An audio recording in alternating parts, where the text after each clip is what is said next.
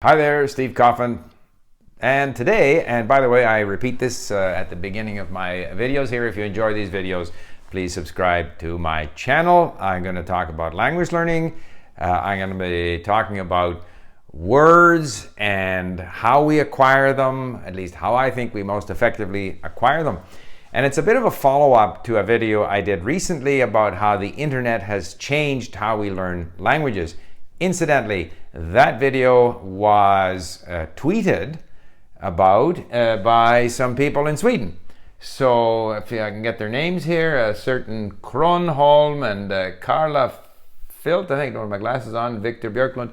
So I'm going to finish off winging some comments in Swedish towards the end of this video.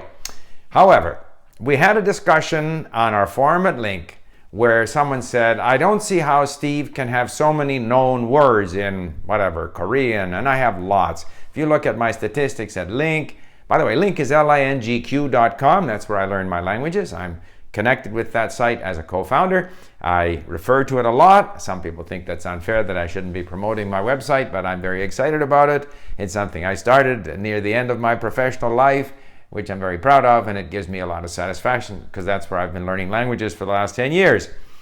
And in languages like Russian, Czech, Korean, Ukrainian, I have 30, 40, 50, Russian, 90,000 known words according to the statistics that we keep at LingQ that are generated automatically, and just basically assume that if you don't save a word to your database, or if you move that word to known, then you know it. And so the person said, how can you have so many known words? I've been studying Korean. I only have 5,000. And how can Steve have 40,000 or whatever the number is? And of course, this is a very important point because most of the words we learn, I'm convinced, we learn them incidentally.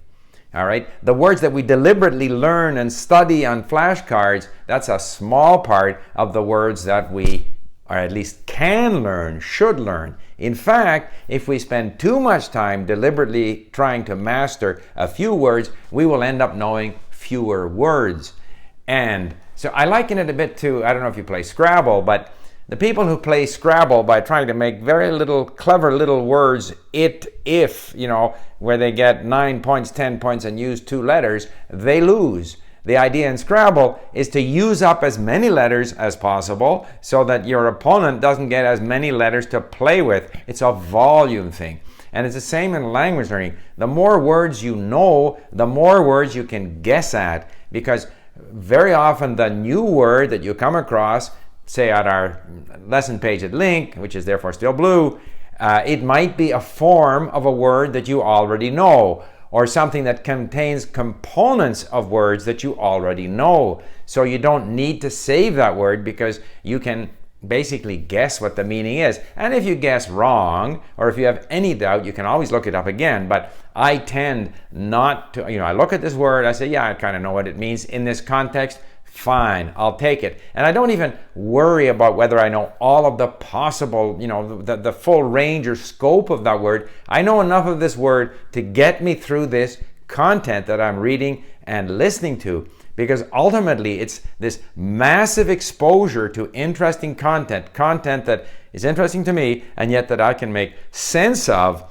within this context.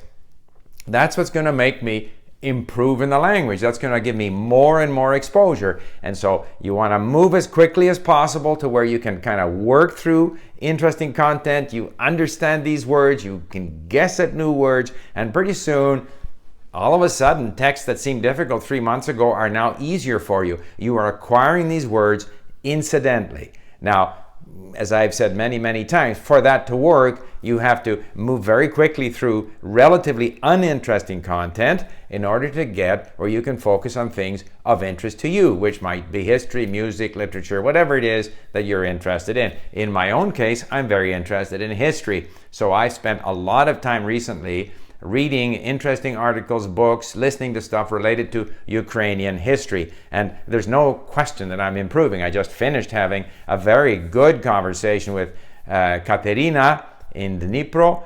And in fact, I did a video with her some while ago, and this showed my level in Ukrainian, and I'm going to ask her perhaps the next time or whenever to ask her if she would do another video with us having a conversation in Ukrainian, and you'll see how much my Ukrainian has improved, my vocabulary, my comprehension, my ability to use words, not only which words belong together, but even getting the grammar right, the instrumental, the dative, whatever. All of this stuff is falling into place because I'm just consuming more and more words. So, I liken it to a snowball. Language learning is a volume thing. It's a big data kind of thing. It's not picking away at little nuts and bolts, trying to nail down this or that, making sure I master this word. I know it, it's got to become part of my active vocabulary and stuff. Forget all that stuff.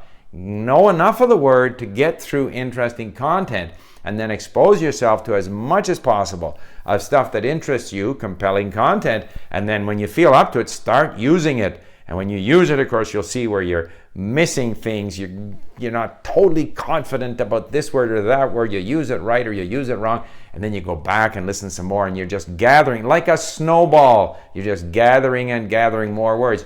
In language learning, it's a bit like, the rich get richer and the poor get poorer. The more money you have, the more money you can make, because you can invest it and you can earn more and more money because you have money. On the other hand, the same with words. So the more words you there was just something flashed on my screen here. The more words you have, the more words you can learn. The more of the jigsaw puzzle of the language becomes clear, the more fuzzy and unclear things you can now start to focus on and make them clear. Okay, så jag har sett, jag ska prata lite på svenska eftersom det var några folk på Twitter där som pratade om min video. Jag har inte pratat länge sedan, jag har inte pratat svenska, därför jag tror jag ska prata liksom inte så jättebra på svenska. Men i alla fall, jag såg där att det var en Viktor Björklund som han vill lära sig vad heter det? Russiska eller ruska, jag vet inte. Ja, det är liksom, jag föreslår att han ska försöka så fort som möjligt att hitta någonting som är intressant för honom. Och han måste lyssna och läsa så mycket som möjligt. Det har jag gjort för många språk. Jag har lärt mig, jag började när jag var 60 år gammal med russiska, vad heter på svenska. Och sen har jag lärt mig ukrainska, polska, tjeckiska och koreaniska, många språk. Jag pratar dem inte så jätteflytande, men i alla fall, jag har lärt mig många ord, så jag kan fortsätta att lyssna och läsa, och min nivå på de där språk ska vara, jag tänker lite på ukrainska nu, det blir alltid bättre och bättre. Så jag hoppas att Viktor ska, att du ska lycka till att lära dig russiska eller ruska eller vad det heter. Men jag tror man ska inte försöka att liksom behärska detaljer på början. Man måste försöka att ta in så många ord som möjligt. Jag tycker min svensk har varit lite sämre nu. Om jag har tid ska jag öva lite grann, läsa lite grann, lyssna lite grann, så blir det också bättre. Men i alla fall, tack att ni mentioned min video där på Twitter. Det är alltid intressant. Tack, hej då! And that's all for today. See you next time. Thank you for listening.